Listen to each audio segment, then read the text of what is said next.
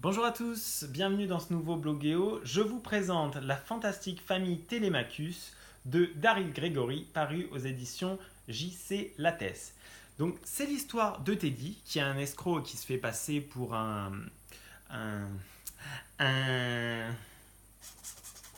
un médium, qui rencontre un jour Maureen, qui elle est une véritable médium. Et ils vont entrer, alors qu'ils sont à la fac je crois, dans une étude qui en fait est secrètement financée par la CIA.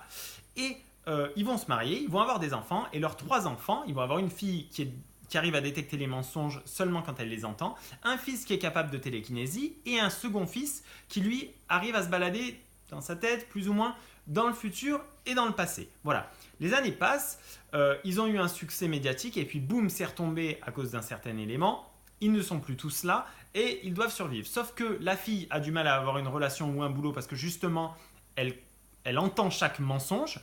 Le fils qui est capable de télékinésie, lui, il s'est embourbé dans des problèmes d'argent.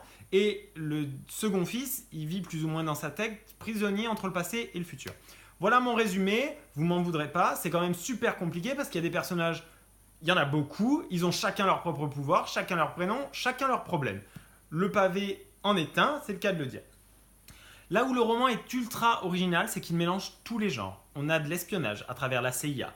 On a de l'aventure, évidemment, puisqu'il leur arrive des merdes. On a énormément, et j'ai trouvé ça génial, le côté émotionnel.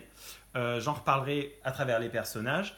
Et on a le côté familial qui, lui, est très très très complexe.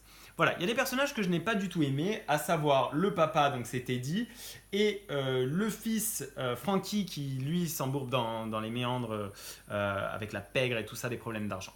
À côté de ça, Maureen la mère, c'est un ange, on se demande ce qu'elle fait avec Teddy. Elle est bonne, elle est positive, elle est forte, c'est une médium, elle est mise au profit de son pays, elle arrive à prendre les bonnes décisions, elle est extrêmement touchante.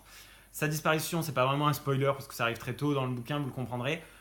C'est vraiment vraiment émouvant. Sa fille qui a du mal à trouver l'amour parce que justement elle décèle chaque mensonge et que on peut pas vraiment se le cacher, c'est nécessaire de temps en temps dans un couple. Elle fait de la peine, je veux dire, ça nous prend aux tripes, c'est vraiment très très fort. Et le fils qui se balade dans le passé et dans le futur, qui voit ce qui arrive à sa mère, etc. Mais alors c'est en chialer. Donc c'est extrêmement fort d'un point de vue émotion, et j'ai trouvé ça vraiment génial. Pendant longtemps dans le bouquin, je me suis demandé, est-ce que je déteste ou est-ce que j'adore? La vérité, elle est sûrement à cheval ou quelque part au milieu de tout ça, mais c'est quelque chose qui sort vraiment de l'ordinaire. La narration est géniale, c'est vraiment vraiment très très bien écrit. C'est assez long et il faut un petit moment pour justement se rappeler quels sont les personnages, parce que là je vous ai cité 2 générations, mais ils ont en plus des gosses au-dessous qui eux-mêmes peuvent développer des pouvoirs.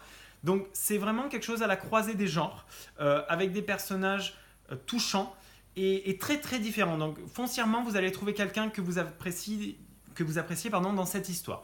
Donc n'hésitez vraiment surtout pas, c'est un ovni littéraire et c'est rare qu'on en trouve. C'est la fantastique télé... C'est la fantastique famille Télémachus de Daryl Gregory. C'est paru aux éditions JC Lattès et ça sort du commun comme cette famille. Donc n'hésitez pas. Pensez également à nous suivre sur Facebook, YouTube et Twitter. Les liens sont en barre d'infos parce que ce n'est pas toujours que j'ai du mal à articuler comme ça pour un bloguéo.